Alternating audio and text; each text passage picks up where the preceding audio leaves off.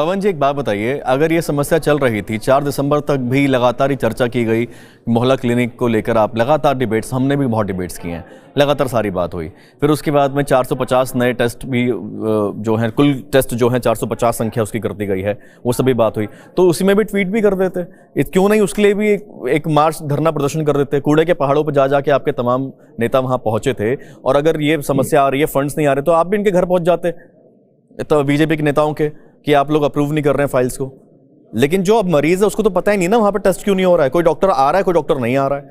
Doctor कह रहे हैं वहां पर जो 2000 रुपए देते हैं सफाई वाले को, वो अपनी जेब से दे रहे हैं हम लोग, क्योंकि रिम्बर्स होता है बाद में। 700 रुपए वाईफाई के हैं, डॉक्टर अपनी जेब से दे रहा है क्योंकि उसको रिम्बर्स होता है।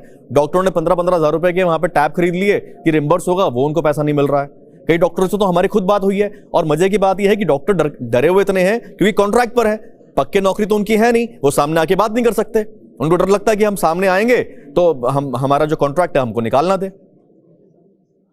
तो आप समझ रहे हैं कि परेशानी कितनी ज्यादा होगी। पवन जी परेशानी तो देखो है ना, हम किसी पर आरोप प्रत्यारोप नहीं कर रहे, हम तो सबकी बात सुनते हैं, सबकी बात करते हैं। लेकिन आप ये बताइए, आप हमेशा गरीब तबके की पवन जी हमेशा बात करते हैं, आप हमेशा उनका झंडा बुलंद करते हैं, लेकिन जो अब गरीब आदमी है जो टेस्ट नहीं हो पा रहा, हम लेकिन ट्वीट कर रहे हैं, हम ट्वीट देख रहे हैं, हम तमाम बातें कर रहे हैं, लेकिन आज अब जब मोहल्ला क्लिनिक की अगर बात कर रहे हैं हम, तो हमको कहीं तो मानना पड़ेगा ना कि कहीं तो परेशानी है, आम आदमी तो परेशान हो रहा है ना। बिल्कुल, देखिए मैं पूरी बात थोड़ा रख दूं, दोनों चीजों को हमको मिक्स नहीं करना चाहिए। हमें किसी से फंड नहीं चाहिए, दिल्ली सरकार के पास में भरपूर फंड अवेलेबल हैं, जो कि फंड एलोकेटेड भी हैं। सिर्फ समस्या कहाँ पे आती है, क्योंकि फाइनेंस सेक्रेटरी एलजी साहब के द्वारा अपॉइंट होते हैं, सर्विसेज इनके पास है, और एलजी साहब सीधे सीधे केंद्र सरकार के सारे पे काम करते हैं। वहां से जो भी डायरेक्शन आएगा एलजी तो चलते हैं। इतनी बारी तो गए हैं एलजी साहब के पास में, मीडिया को लेके भी जाते हैं कि देखो हम जा रहे हैं उनसे मिलने के लिए, एक बार फिर चले आते हैं। पूरी बात तो पवन जी अपनी बात पूरी करिए, ठीक है पवन जी अपनी बात पूरी करिए। पवन जी तो लगाए नहीं, लेकिन एलजी साहब पे कैमरे लगाए हुए। सारिका जी आ रहे हैं, मैम प्लीज। हाँ पवन भाई बताएं। हाँ मैं अपनी पूरी बात रख देता हूँ। अब जब बताइए, हमें फंड ना तो केंद्र सरकार से चाहिए ना भाजपा से हमको फंड चाहिए, फंड दिल्ली सरकार के पास अवेलेबल है, वो काम होता आया है।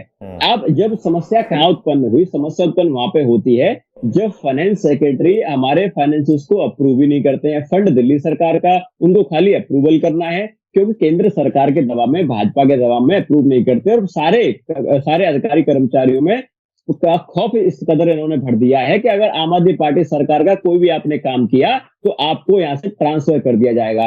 हमारे हेल्थ सेक्रेटरी को सोचो 2 साल में 7 बार ट्रांसफर करना, ये किस मंशा की तरफ दर्शाता है? ये सिर्फ इतना दर्शाता है कि दिल्ली नगर निगम के जो पॉलिक्लिनिक है, जो क्लिनिक है, डिस्पेंसरी है, हॉस्पिटल है, वहां पर तो नहीं दिक्कत आ जाएगी सेम ऐसी? फिर आप बोलेंगे बीजेपी के दबाव में वो पैसा रुका पड़ा।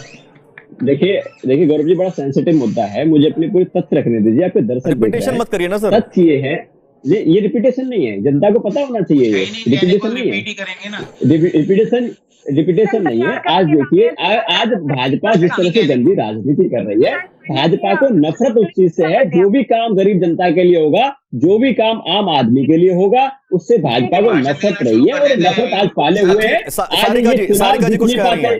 चुनाव जितनी पाते जी पवन भाई, चुनाव जितनी पाते, इसके अलावा हम टॉपिक पर रहते हैं ना, फिर आप ही बोलते हो, जब कोई और ऐसी बात करता है तुरंत बोलते हो टॉपिक पर रहिए, टॉपिक पर रहिए ना प्लीज। देखिए पवन जी स्क्रिप्ट लिख कर लाते हैं, इनके जो मुख्यमंत्री जी हैं वो भी स्क्रिप्ट लिख कर लाते हैं और भाषण आके दुनिया के सामने पढ़ते हैं, लेकिन स्क्रिप्ट लिखने से काम नहीं चलेगा।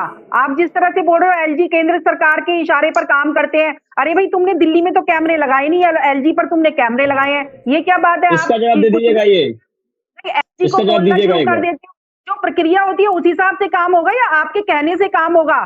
जो भी हमारी संवैधानिक एजेंसी है उन पर आप आरोप लगाते रहते हो, हमारे डॉक्टर्स पर आरोप लगाते रहते हो। अगर आप तनख्वाह नहीं दे रहे हो तो इसमें भी केंद्र सरकार की गलती है। अगर आप करते क्यों आप लोग ऐसी? संजय जी के पास चलेंगे। केंद्र सरकार की गलती है। अगर टैक्स नहीं, मशीनें नहीं है। मैं इस बहस में पढ़ना ही नहीं चाहता, ये जो आपस में करते रहते हैं, आरोप प्रत्यारोप करते रहते हैं। दिल्ली की जनता का कोई सरोकार नहीं है, किसी को कोई सरोकार नहीं है। मेरे को सिर्फ इतना सा कहना है, मैं बोल सकता हूँ जी? जी संजय जी, मुझे सिर्फ इतना कहना है, बार बार जो आपके आम आदमी के प्रवक्ता आए हुए हैं पवन जी, वो ये कह रहे हैं जी कि वो हमारे फोन नहीं उठाते, हमारे फाइनेंस मिनिस्टर की नहीं सुनते, हमारी सरकार की नहीं सुनते। मुझे एक बार बताइए, मैं एक अपना ऑफिस चला रहा हूं और मेरे वहां का हूं, और अगर मेरे अंडर जो काम करने वाला है वो मेरी नहीं सुन रहा, तो फिर आप मुझे बताइए मुझे क्या करना चाहिए? मतलब आप मैं उसको हटा नहीं सकता एक न्यूज क्योंकि प्लेटफॉर्म वो पर मेरे बैठ अधिकार के क्षेत्र कि में वो नहीं हमारा है। फोन नहीं उठा रहा है,